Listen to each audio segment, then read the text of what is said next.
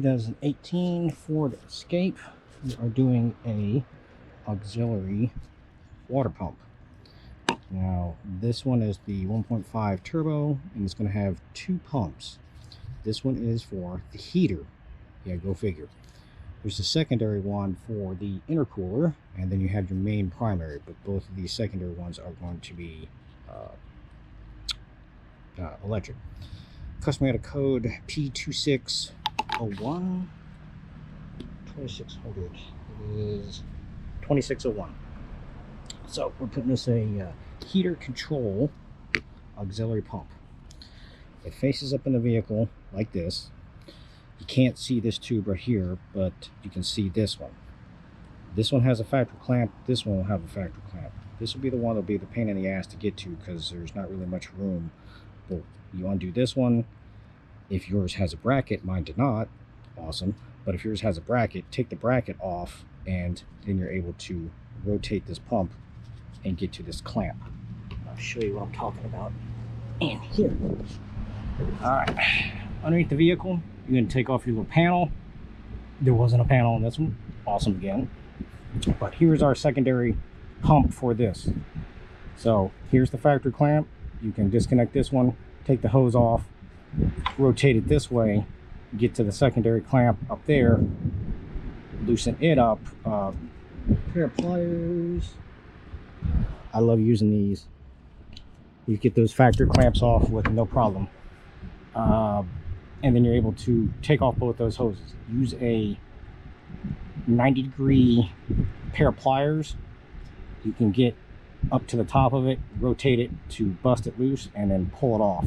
You won't really be able to get two set of hands in there, and you don't want to pull down on the assembly either, because then it will put strain on the hoses up top, either rip the hose or mess up some of the plastic that's attached to it. But yeah, go figure. All right, so the easiest way I got it, here's a ground strap right here. It goes right here. It's 13 millimeter. I took it off. So I took it off, moved it out of the way as my light hits me in the head, and that gave plenty of room to work up in this vicinity without having a big restriction. Here is another coolant pump. I believe this is going to be the one for the intercooler. I just took off this hose and then let the coolant drain out. That was the easiest way to get all that, because if you take those off first, you're going to be in a coolant bath.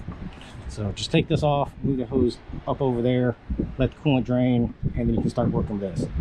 Simple connector right here, pull it on and off.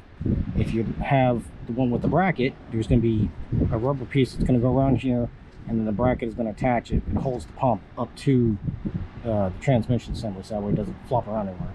I'm going to put some foam up in this area and see about zip tying it so that way it doesn't wobble around everywhere, but the bracket is no longer there. I think someone bit under here, or been on the top of the engine and took off the intake or something like that, but who knows. But hook your hose back up, hook everything back up, put those factory clamps in the same place if you can. If you don't, they have a potential of leaking, because if they don't go back in the same spot, the rubber is not crushed down in that area, and you just have a raised edge. So if you can do so, put it back in the same spot.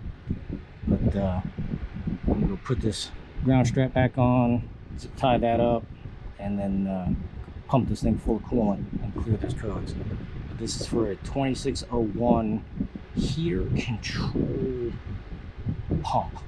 Basically a secondary or auxiliary water pump. And same with this one. This one should be for the boost intercooler. Why Ford wants to have two auxiliary water pumps? Not the engineer here. But any questions, comments, let me know.